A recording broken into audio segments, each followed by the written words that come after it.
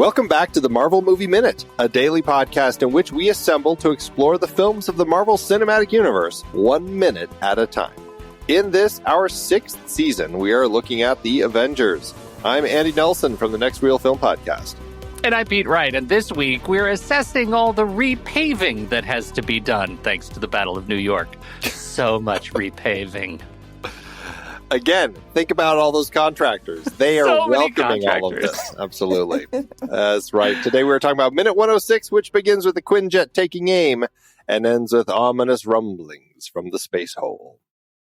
Back on the show from a few weeks ago, we have Ryanne Bennett from Black Girl Nerds. Ryan, hello. Hello. Thank you for having me again on Marvel Movie Minute Airlines. The landing is a little rocky, but I heard we have 3 snacks, so I'm good to go. Thank you guys for having me back. You are always welcome. Anytime we have things in the air, we'll make Aircraft sure in trouble. That's right. Oh my gosh. Yes. This minute, of course, is dealing with the Quinjet and its crash. But before we get there, we're actually coming in as Natasha and Clint, who are flying the Quinjet. They have circled up to the top of Stark Tower and they have just spotted. At the end of our last minute, Clint pointed out the fisticuffs between Thor and Loki on the patio, and they take aim, and this is where we start. And so, okay, my first question: Natasha had already been in a Quinjet and attacked Loki when they were in Stuttgart in the plaza there, and I'm just wondering, like, based on everything there, should she know better than to use bullets at this particular point in time? Right, but that was Stuttgart. Like, maybe she's just assuming there's a different sort of bullet field around New York that's different. She has to test, don't you think? She's testing. That was like an hour ago. Well, I mean, does the Quinjet fire anything else? Like, I'm like, it's got to be doing something else other than this. No, Andy, all the munitions creativity is in Hawkeye's backpack. That's all the creativity that there is in munitions. Oh, man.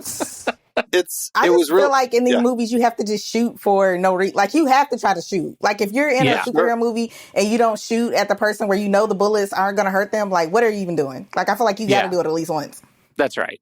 I guess so, but it does certainly make me wonder, could the Quinjet perhaps fire a missile? Or, like, I just don't know. It just, maybe as non-pilots. I mean, we have 2 people who know how to fly the Quinjet, who know how to at least use the gun and attack with that. But it does make me wonder, perhaps, maybe they just don't know how to use any of the other weapons, and they don't want to just sit there pushing buttons. I love it that that's what your headcanon does, is that suddenly they can't fly. That must be why. They just, what is that switch over there? Let's not push it. You know, it does make you wonder. It really does. That's funny. Well, you know. I think maybe it's because things that you are about to say and can't say with a straight face. Maybe they think a missile, Andy, would be too destructive. Well, this is actually another question I had. If they had launched a missile and knocked out either the entire tower, again, knowing that they probably didn't want to do something like that in a film taking place in New York City anytime after September 11th. But still, if they had, and if they say they had just blown the top of it off and the entire top of Stark Tower had fallen to the ground, would that stop the Tesseract, or would it keep going and it just, wherever it lands, it's just now kind of blasting the portal wherever it ends up pointing? That's actually a really good question. Yeah, that is. I should like to see that. It just falls, like you just shaved 30 minutes off the movie. Right.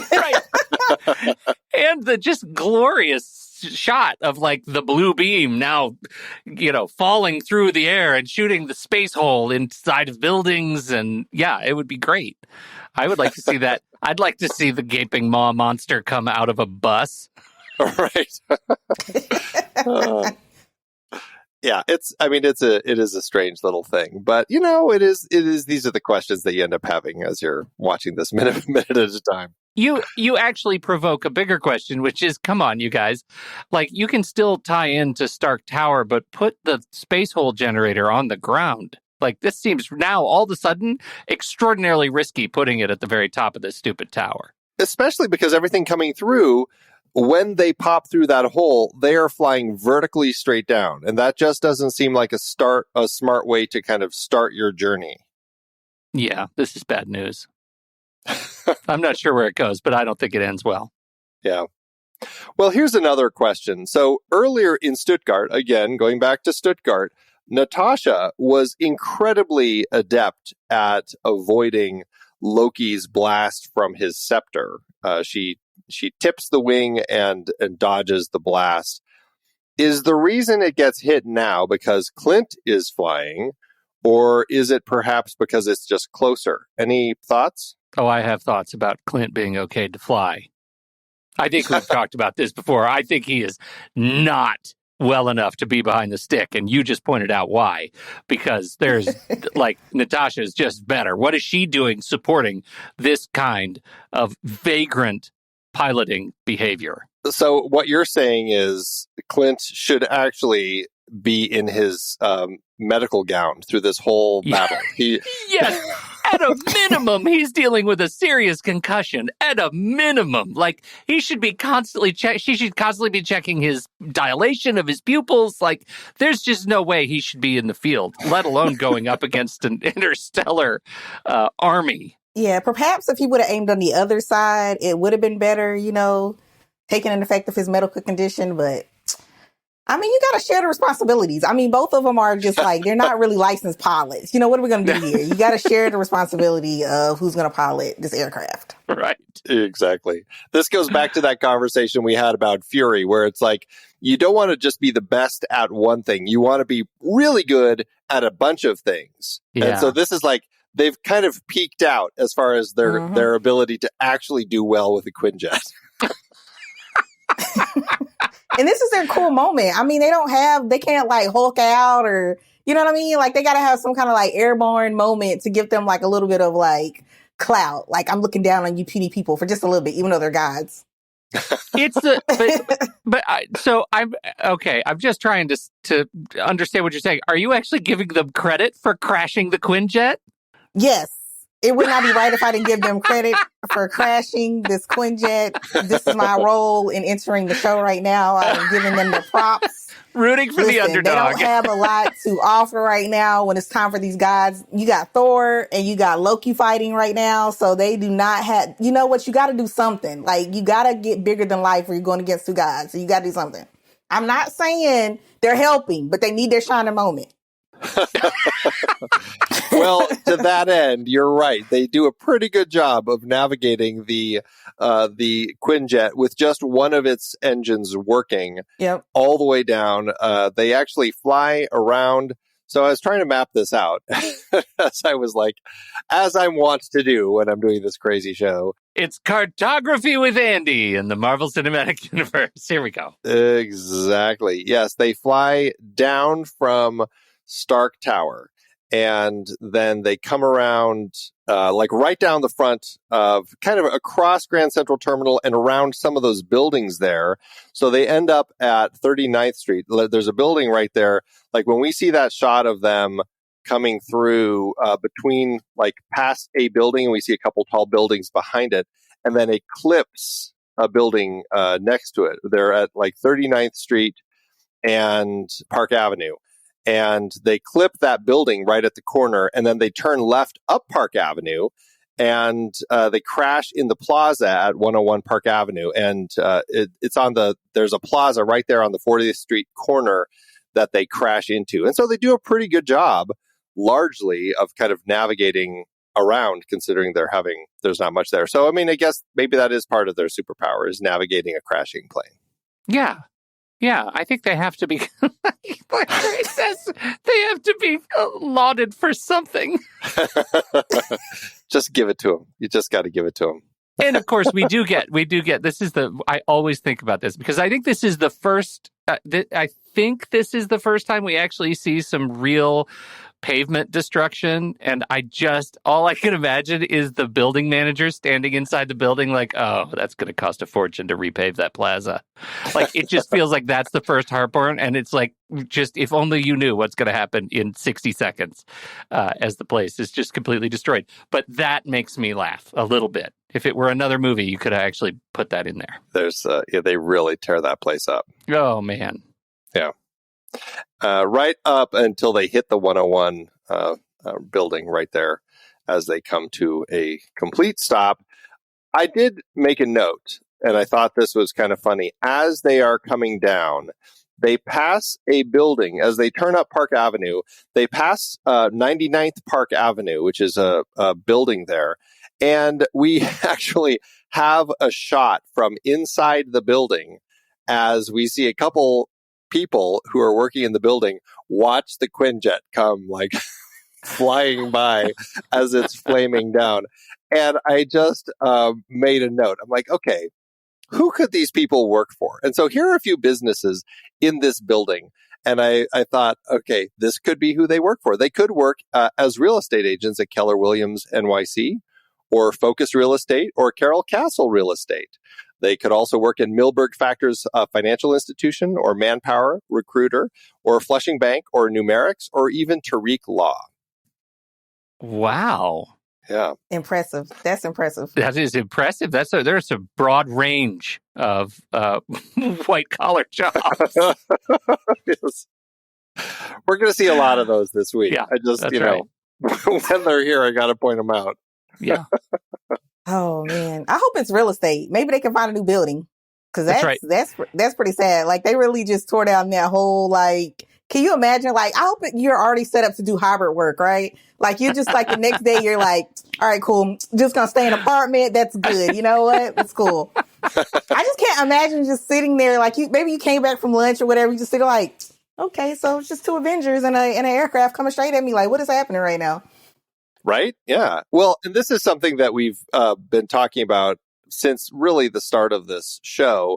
Anytime there's a big fight, generally passersby or onlookers, they just come to the building's windows and look out. They don't go, maybe now I should evacuate. Right. I think that's really funny. Yeah. They're always just like, let's go to the window and watch what's happening. Probably not the best.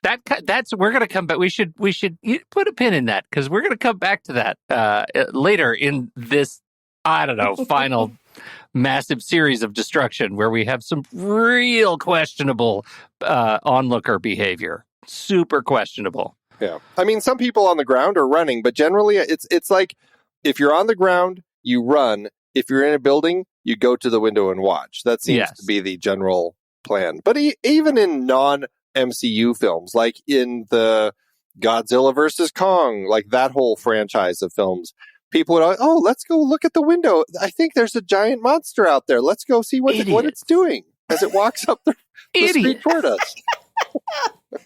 God. Yeah. All right. So they crashed the Quinjet into the plaza here. And just to point out, because a lot of this was filmed in Cleveland, this was actually one of the scenes that was filmed here in New York. So I'm not exactly sure where the line is, but my hunch is when we see the plaza itself, that's New York. When we see them running out into the street to look up the street toward Grand Central Terminal, my hunch is that's also New York. And I think when we cut to a reverse shot of the three of them as they turn their heads up and look up, I think that's in Cleveland. That's just my hunch, but it looks like a Cleveland shot. The sky, it just looks like the Cleveland sky, right? It's the air quality. It's very Cleveland, just so Cleveland. So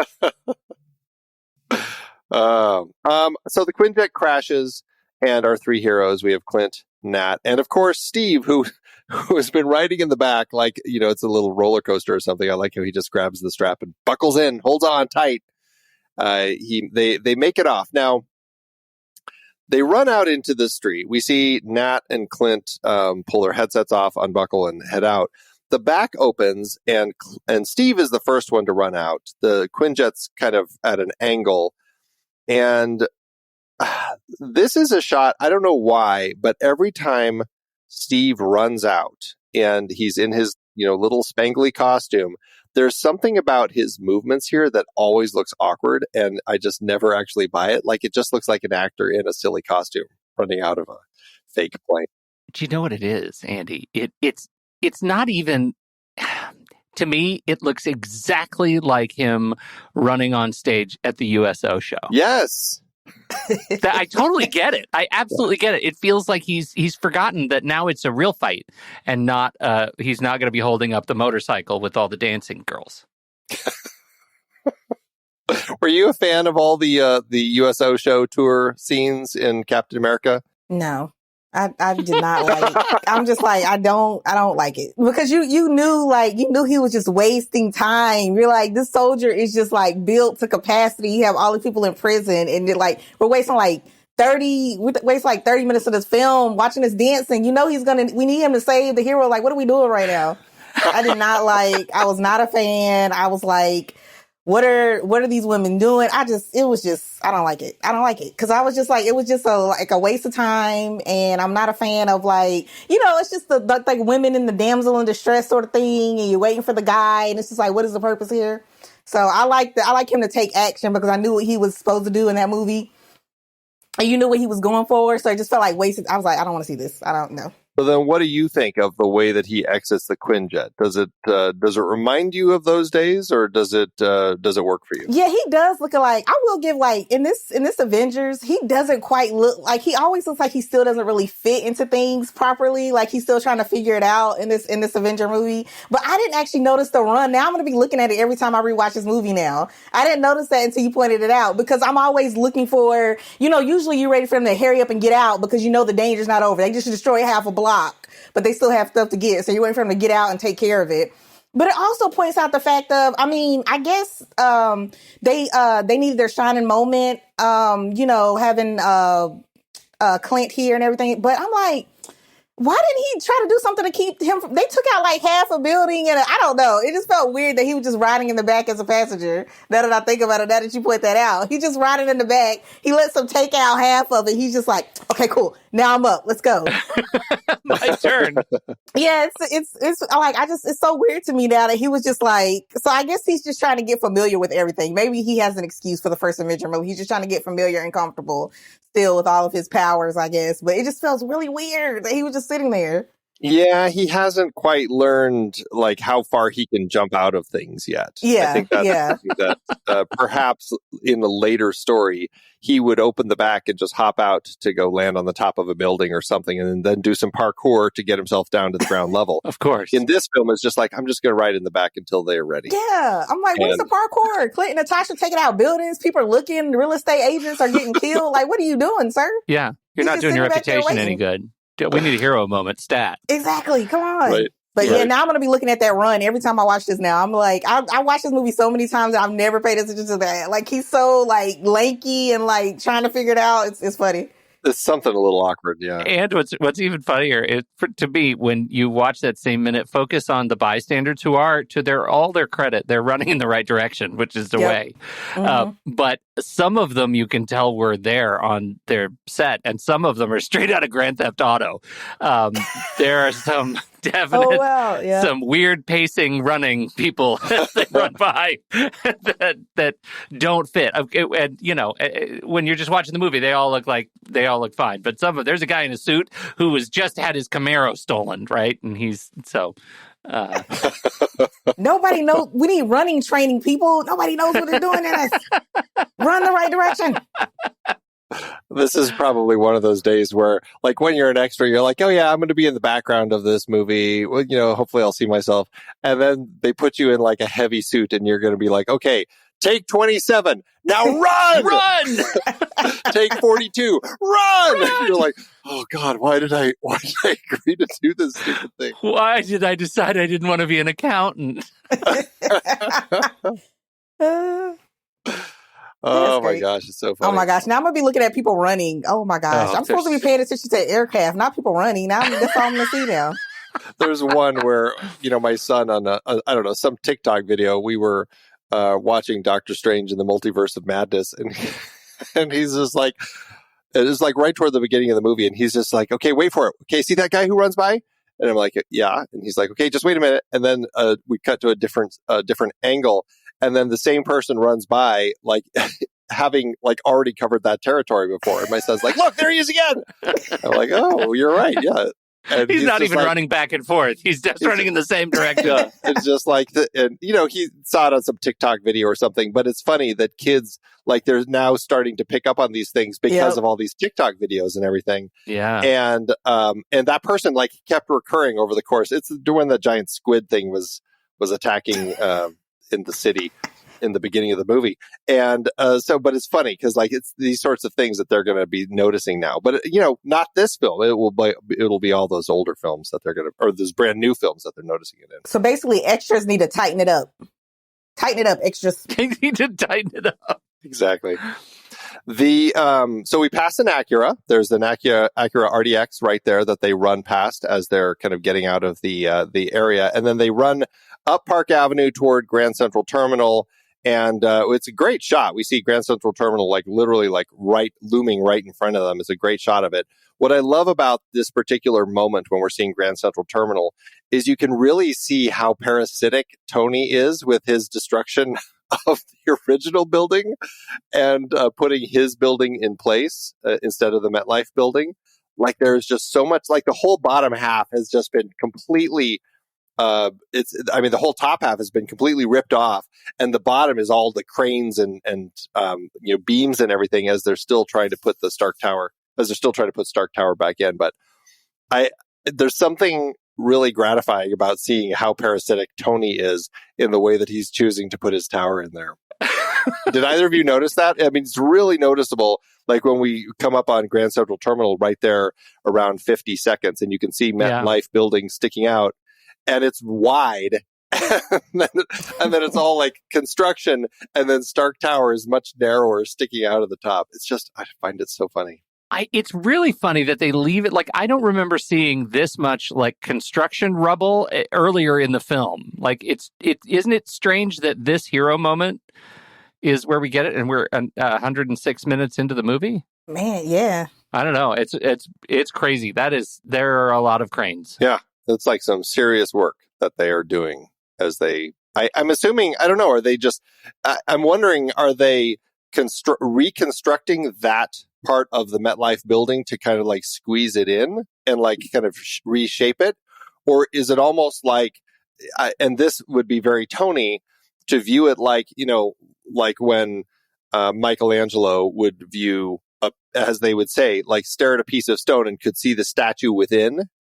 You think Stark Tower was actually inside MetLife all along? He sees it and he's just like, yes, we'll just reconstruct it from the top down, and as we go, we'll reshape. We'll find the Stark Tower inside and go down. Like, I didn't imagine you were such a classicist. That's amazing. It just seems like something Tony would do. Yeah, it does. Like he's been building down. Tearing down the MetLife as he builds his, and so this is where he is now. So he's only got a little ways to go, and then it'll all be Stark Tower. Yeah, and I really need to go back and see Age of Ultron and see where Stark Tower is at that particular point in time. Like by that point, is he done? Yeah, anything that makes him look bigger than life. I mean, it's Tony Stark. He always got a plan for something. So I'm gonna go with the second option, that he was waiting for this big reveal. Yeah, exactly. That's right. All right. Well, our three heroes, they run up to Grand Central Terminal, and then we hear some strange metallic rumblings coming from the sky. We get this great shot. This crane shot comes up over them as they tilt their heads up and look toward the sky. And then we cut to a really interesting angle where we are above the clouds looking down on the city. And then we come below the clouds and we reveal that we were actually, like, we're seeing the space hole from both sides. It's actually a really interesting way to show that this is a one-sided hole, I think it's kind of a cool little effect that we have here. What did you two think of this design? That'd be a great name for a band, too, though. The One-Sided Hole. One-Sided Hole. I love the design, and I love that we get blue goo, and that blue goo actually, when pointed skyward, makes a space hole. This has always worked for me. Like, it's always worked that there's this hole, that they've been able to manifest this hole in space, and that's where it's just a dramatic, power move, and I do like it. I like the visual. I like how it works. Yeah, I think it's amazing shot, amazing like action shot. I think when you see it the first time though, as a fan, you're like, did we really just go through all this and they still open this hole? Because you already know it's going down. When like the slow reveal of it and the opening of the goo and everything, you're like, oh my God, we just went through all this. There may not be a lot of street left, but we still gonna tear this thing up. Like it's getting ready to go crazy. It's so intense in these films where they've done so much damage already, but it's like the fight hasn't even started. Like the real fight hasn't even started. And that's always like, as a fan, you're always on the edge of your seats like, oh man, this is not good. Like you get that rush of, that adrenaline that's coming because you like, they just did something bad. It's like, uh-oh, that didn't work. Yeah. Yeah. Yeah. Exactly. Yeah. And it's a good look on the three of them. Like that cut and the eye line cut to the space hole it's a good look. It's super dramatic. Like and I don't actually think for our show, I don't think there could be a better cut. Like I think this was just the right way to end it. Yeah. Yeah. Yeah. Right on the space hole without seeing what's about to come through. Yeah. So. Mm-hmm. Good stuff. Good stuff. Well, that means it's a good place to wrap it up for today's Minute. We'll be back tomorrow to talk about 107 with Ryan. Ryan, though, tell everybody about your shows and where people can tune in to listen to you. You can find me at Black Girl Nerds on all social media platforms, online publication, multimedia. We're doing a lot of live reviews and everything now with the movies just going crazy after the pandemic. They're coming out. I feel like I don't have enough money to keep up with them. So we're getting the reviews in and, just giving the Black Girl Nerd perspective, different cultural outlook and, keeping it inclusive and changing it up. So, yeah, you guys check it out. Beautiful. Fantastic. We'll have the link in the show notes so everybody can check that. Ryan, thank you so much for joining us today. Thank you. And Pete, thanks as always. Overnight, Andy, Ryan and I we're going to workshop her new podcast, One-Sided Hole. I can't wait. I can't wait to see her there. We're just going to give that up. New IP. Sounds good. Until next time, true believers.